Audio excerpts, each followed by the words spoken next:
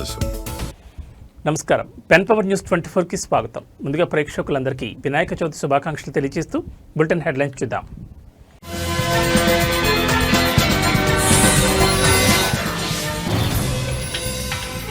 దేశవ్యాప్తంగా వినాయక చవితి పండుగ శోభ అంగరంగ వైభవంగా స్వాగతం పలికేందుకు ప్రజల ఉత్సాహం.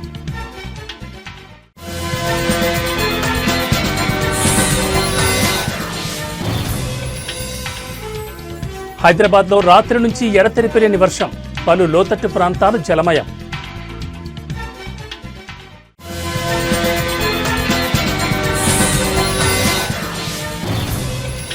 మూడు రోజుల పర్యటన నిమిత్తం భారత్కు వచ్చిన ఫిజీ ప్రధాని, ఎవరూ మీతో సంతోషంగా లేరని వ్యాఖ్యానించిన ప్రధాని.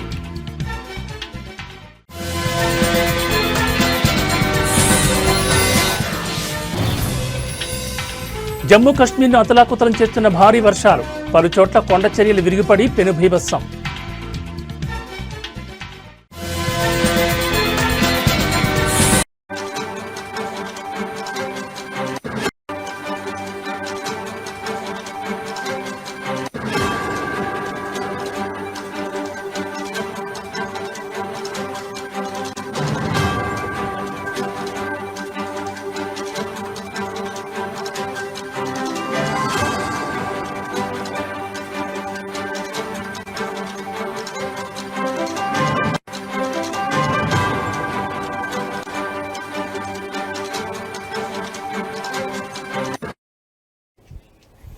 బులెటిన్లో బ్రేకింగ్ న్యూస్ చూస్తున్నాం. దేశవ్యాప్తంగా వినాయక చవితి పండుగ శోభ అంగరంగ వైభవంగా కొనసాగుతోంది. వినాయకులకు స్వాగతం పలికేందుకు ప్రజలు ఉత్సాహం చూపుతున్నారు.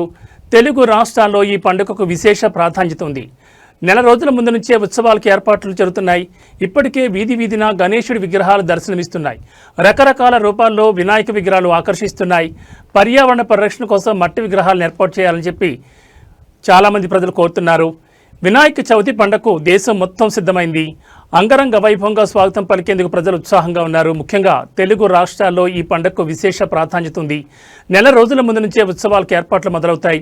ఇప్పటికే వీధి వీధిన గణేశుడి విగ్రహాలు దర్శనమిస్తున్నాయి. వాటిని చూడడానికి ప్రజలు ఆసక్తిగా ఎదురుచూస్తున్నారు. రకరకాల రూపాల్లో ఉన్న విగ్రహాలు భక్తులను ఆకర్షిస్తున్నాయి.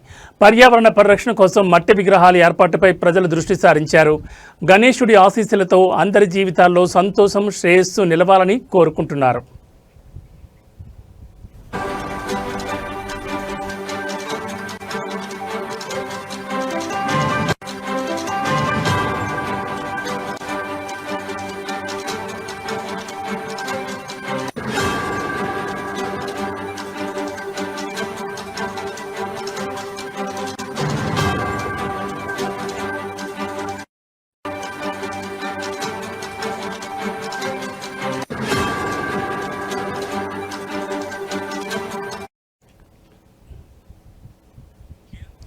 విద్యార్థులు, యువకులు ముఖ్యంగా ఈ పండుగలో చాలా ఉత్సాహంగా పాల్గొంటారు.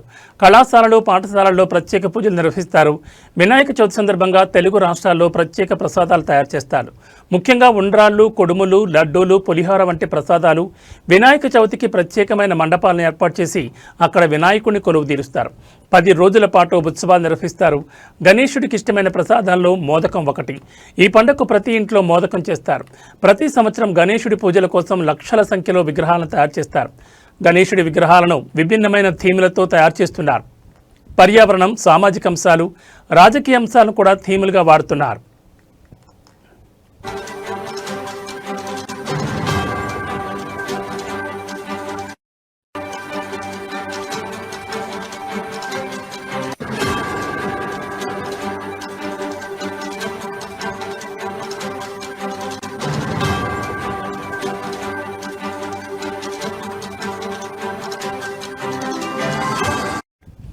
ఈ ఏడాది వినాయక చవితికి పర్యావరణ పరిరక్షణకు ప్రాముఖ్యత పెరిగింది. ప్రజలు మట్టి విగ్రహాలను, సహజ రంగులను ఉపయోగించి తయారు చేసిన విగ్రహాలను కొనుగోలు చేస్తున్నారు. అనేక గ్రామాల్లో పండుగను ఘనంగా నిర్వహించడానికి యువకులు, పెద్దలు కలిసి కమిటీలుగా ఏర్పడ్డారు. గణేశుడిని పూజించడం వల్ల ఆటంకాలు తొలగిపోతాయని, విజయం వస్తుందని భక్తుల నమ్మకం.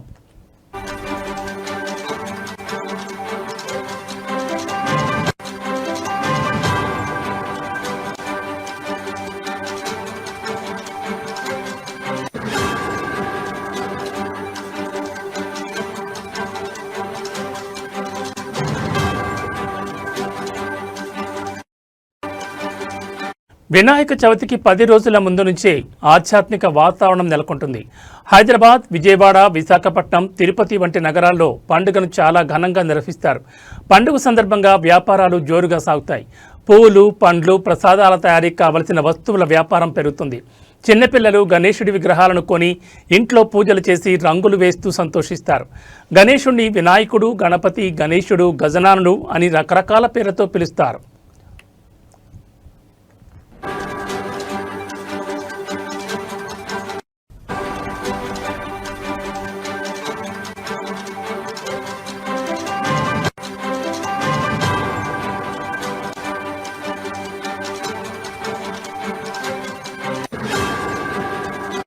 ఈ ఏడాది కొన్ని గణేశుడి విగ్రహాలు 50 అడుగుల కంటే ఎక్కువ ఎత్తులో ఉన్నాయి. వీటిని చూడడానికి ప్రజలు ఆసక్తిగా ఎదురుచూస్తున్నారు. భారతదేశంలో మాత్రమే కాకుండా ప్రపంచంలోని ఇతర దేశాల్లోని భారతీయులు కూడా వినాయక చవితిని ఘనంగా జరుపుకుంటారు. వినాయక చవితిని మొదటిసారి మహారాష్ట్రలో నిర్వహించారు. బాల గంగాధర్ తిలక్ దానిని ఒక జాతీయ పండుగగా చేశారు. ఈ పండుగ ఐక్యతను ప్రోత్సహిస్తుంది. ఒకే చోట అన్ని మతాల ప్రజలు కలిసి ఈ పండుగలో పాల్గొంటారు.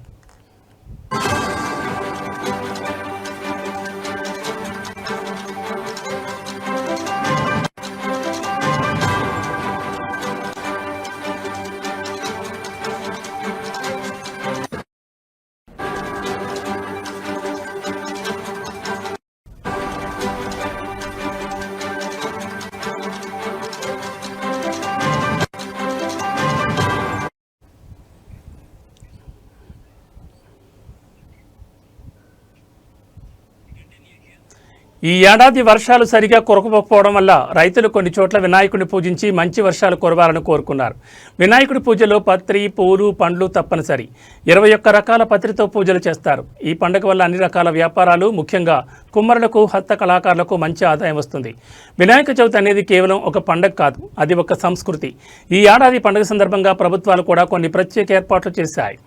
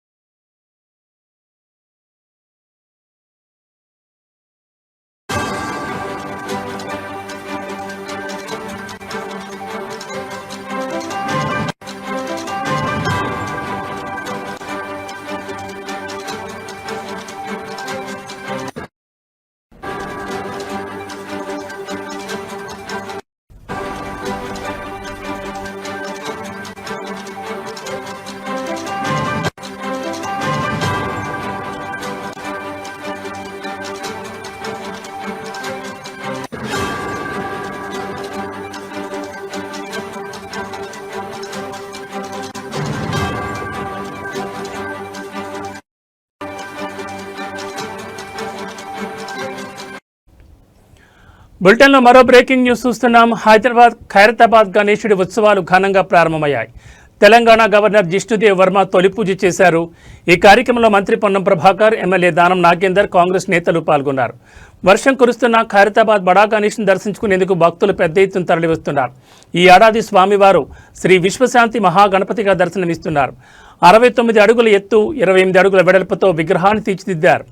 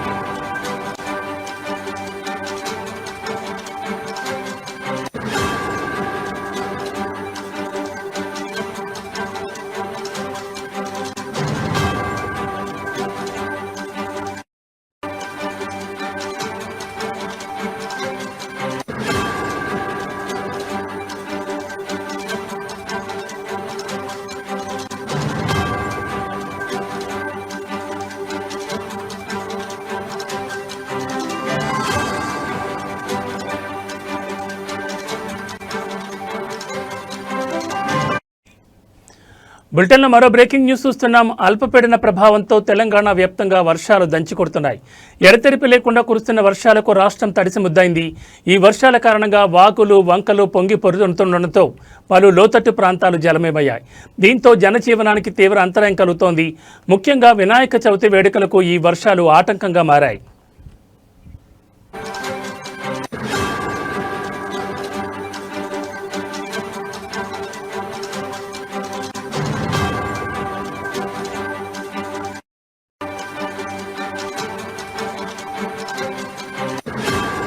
హైదరాబాద్లో కూడా రాత్రి నుంచి వర్షం దంచి కొడుతోంది. ఈ నేపథ్యంలో హైదరాబాద్ వాతావరణ శాఖ రాష్ట్రంలోని పలు జిల్లాలకు తీవ్ర హెచ్చరికలు జారీ చేసింది. ఈరోజు రాష్ట్రంలోని 16 జిల్లాల్లో భారీ నుంచి అతి భారీ వర్షాలు కురిసే అవకాశం ఉందని ప్రజలు అప్రమత్తంగా ఉండాలని వాతావరణ శాఖ సూచిస్తోంది.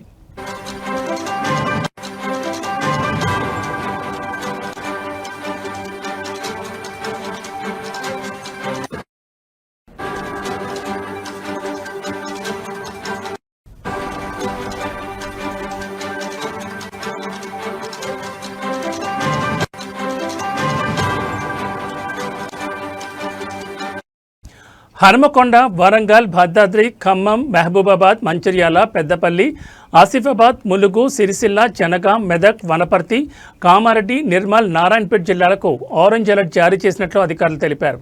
ఈ జిల్లాల్లో ఉరుములు మెరుపులతో కూడిన కుండపోత వర్షాలు పడొచ్చని హైదరాబాద్ వాతావరణ శాఖ డైరెక్టర్ డాక్టర్ రాగరత్న వెల్లడించారు.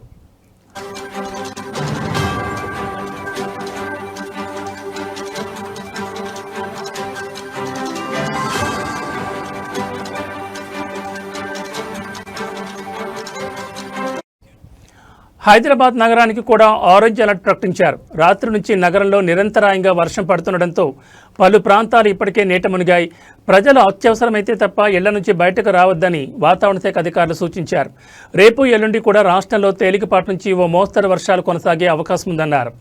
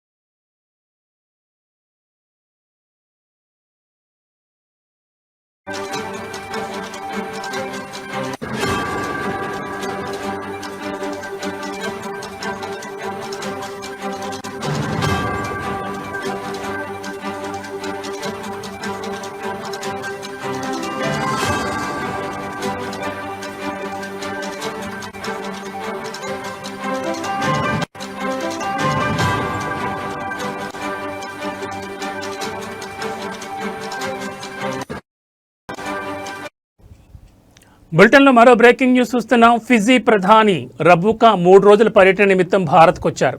పర్యటనలో భాగంగా ప్రధాని మోడీతో ఫిజీ ప్రధాని రబూకా బృందం ద్వైపాక్షిక సంబంధాలపై చర్చించారు. వాణిజ్యం, పెట్టుబడులు వంటి రంగాల్లో ద్వైపాక్షిక సంబంధాలను బలోపేతం చేయడంపై చర్చలు జరిపినట్లు ఆ వర్గాలు పేర్కొన్నాయి.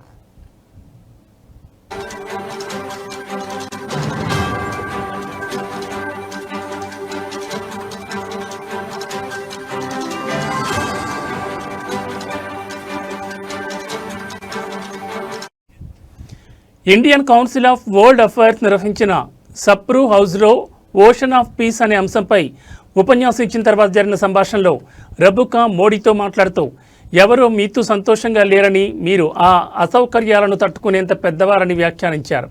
భారత్పై ట్రంప్ 50% సుంకం విధించడంతో రెండు దేశాల మధ్య ఉద్రిక్త వాతావరణం నెలకొంది. ఈ నేపథ్యంలో ప్రధాని మోడీతో ఫిజీ ప్రధాని రబుకా ఈ విధంగా సంభాషించారు.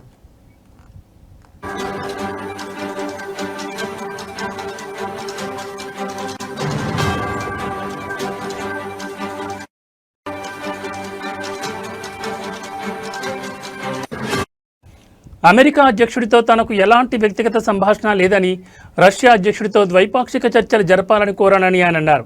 ప్రధాని మోడీ మా భావనను అర్థం చేసుకున్నారని రబుకా పేర్కొన్నారు. భారతదేశం ఒక ముఖ్యమైన భాగస్వామి అని, శాంతి మహాసముద్రంగా పసిఫిక్ దార్శనికత మన ప్రాంతానికి మాత్రమే కాకుండా ప్రపంచ శాంతి స్థిరత్వానికి దోహదపడేలా ఫిజీ, భారతదేశం కలిసి పనిచేయగలవని ఫిజీ ప్రధాని రబుకా అన్నారు.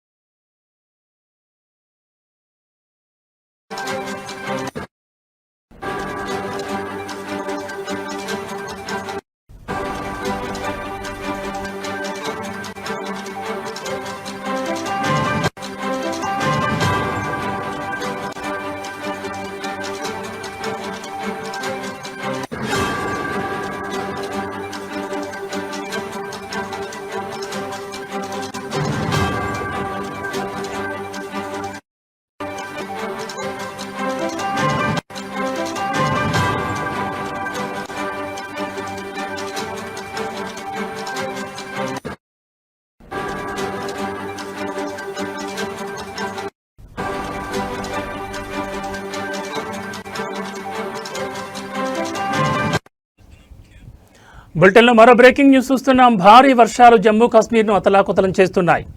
పలు చోట్ల కొండచర్యలు విరిగిపడి పెనుబీభత్సం సృష్టించాయి. కత్రాలోని ప్రసిద్ధమైన వైష్ణోదేవి ఆలయ మార్గంలో కొండచర్యలు విరిగిపడిన ఘటనలో మృతుల సంఖ్య 31కు చేరుకుందని అధికారులు ఇవాళ ఉదయం వెల్లడించారు. భారీ వర్షాల నేపథ్యంలో ముందు జాగ్రత్త చర్యగా ఆలయానికి వెళ్లే 2 మార్గాలను మూసివేసినట్లు ప్రకటించారు.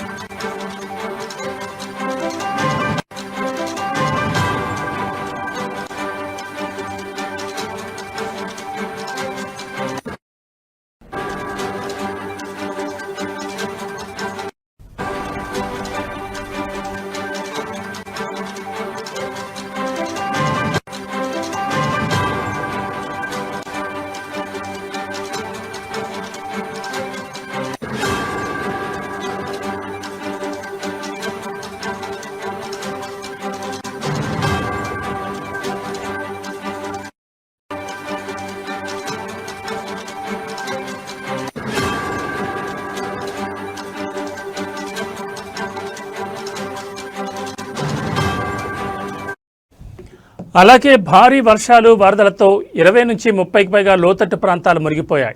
బ్రిడ్జిలు, మొబైల్ టవర్లు, విద్యుత్ స్తంభాలు కూలిపోవడంతో పెద్ద ఎత్తున నష్టం జరిగింది.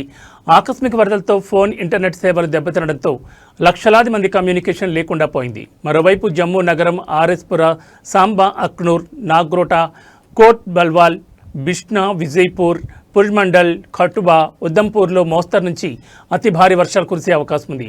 రియాసీ, రాంబన్, థోడా, బెళ్లవార్, కత్రా, రామ్నగర్, హీరానగర్, గూల్, బనిహాల్లో తక్కువ మోతాదులో వర్షం కురుస్తోంది.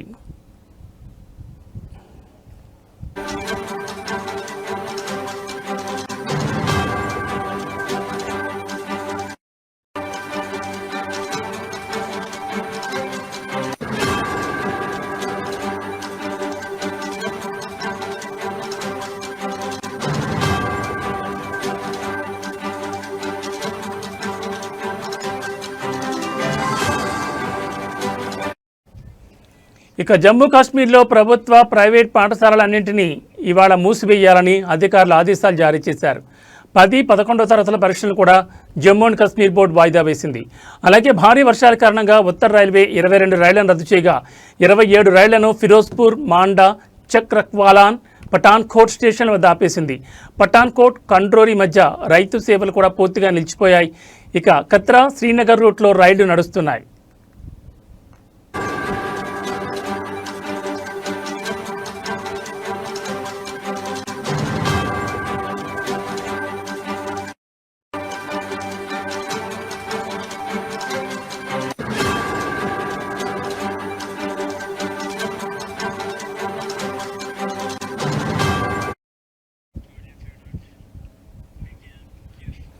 ఇవి బులెటిన్ విశేషాలు. మరో బులెటిన్లో మళ్ళీ కలుద్దాం. నమస్కారం.